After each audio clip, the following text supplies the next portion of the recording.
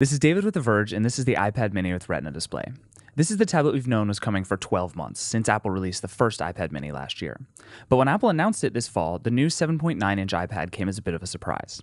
It's spec for spec almost identical to the iPad Air, with the same processor, the same screen resolution, the same storage options. And the price went up. The iPad mini with Retina display starts at $399 for 16 gigabytes of storage and goes all the way up to a crazy $829 for 128 gigs of storage and LTE. The word mini used to mean something pejorative, as if it was the weaker little brother of the standard, larger iPad. But this year, mini doesn't mean less. It just means, well, smaller. Unlike the new iPad Air, the iPad mini didn't get a big visual overhaul this year. The Air actually looks a lot like the mini now, and the mini hasn't changed much. It comes in Apple's new trademark silver and space gray, and it's every bit as impressive as it was a year ago. It's so solid, so sturdy, so compact. It feels much colder and more machine-like than the Nexus 7, and it's a little harder to hold in one hand just because it's so thin and so wide, but it's still totally unmatched in its build quality.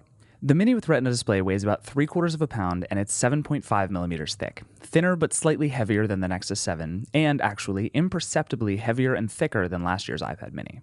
I can't say I noticed the difference, though. It feels fantastic in two hands, though in mine it's still too big to use comfortably in one.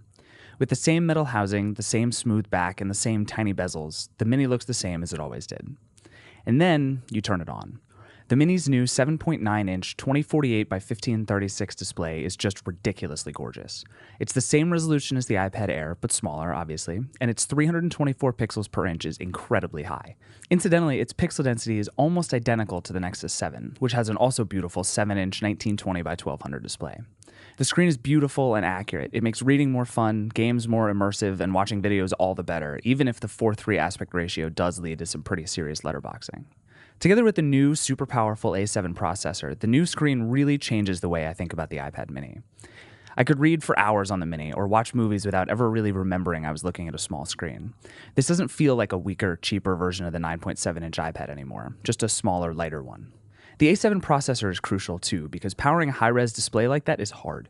Particularly heavy games do cause the iPad mini to stutter, but for the most part it's really smooth and really fast. The M7 Motion coprocessor is here as well, along with a FaceTime HD camera on the front, a 5-megapixel camera on the back, and the same dual microphones and stereo speakers as last year's model.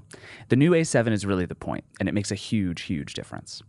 But it can't completely solve some of the problems iOS 7 still creates.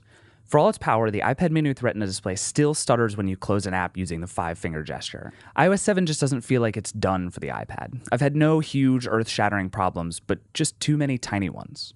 That said, though, iOS has one thing the Nexus 7, KitKat, and Google can't touch: the App Store. 475,000 tablet-optimized apps, Tim Cook told us. And from Paper and GarageBand all the way down to Twitter and Facebook, the simple reality is that even as Android catches up to the iPhone, it's in a distant second to the iPad when it comes to apps. Gaming might be the biggest discrepancy, and it's one of the most fun things to do on the Mini's new Retina display. I play Ridiculous Fishing, The Room, and dozens of other games, and too many of the best ones simply don't exist for Android tablets. There's one downside to giving the Mini such a high-res screen. Some things can seem really ridiculously small. Some icons or navigational elements can be a little harder to press on the smaller screen. They look great, but they're not quite as roomy as on the iPad Air. For all the extra power and all the extra pixels, the iPad mini's battery life is still impressively good. The 10 hours Apple claims is pretty close to correct, though that's constant, heavy use. With more normal usage, I'd expect to charge it every 3 or 4 days, and the iPad mini's battery life is mostly something you'll never have to worry about. The iPad mini with Retina display is in a weird spot. On one hand, it's competing with the Nexus 7, itself a beautifully crafted, high-res tablet that starts at $170 cheaper than Apple's tablet. If all you want to do is watch Netflix or read books, it's not an easy call between the two. I like the iPad mini's hardware more and love the 4:3 aspect ratio for reading and playing games, but the Nexus 7 is really a spectacular tablet. Of course, if you want to do more with your tablet, it's no competition. The iOS App Store is more than worth the price difference. On the other side, the $399 iPad mini is far more similar to the $499 iPad Air than the two models ever were before. It's every bit the iPad Air's equal in every important way. Both tablets are portable, beautiful, and powerful. Do you want the big one or the small one?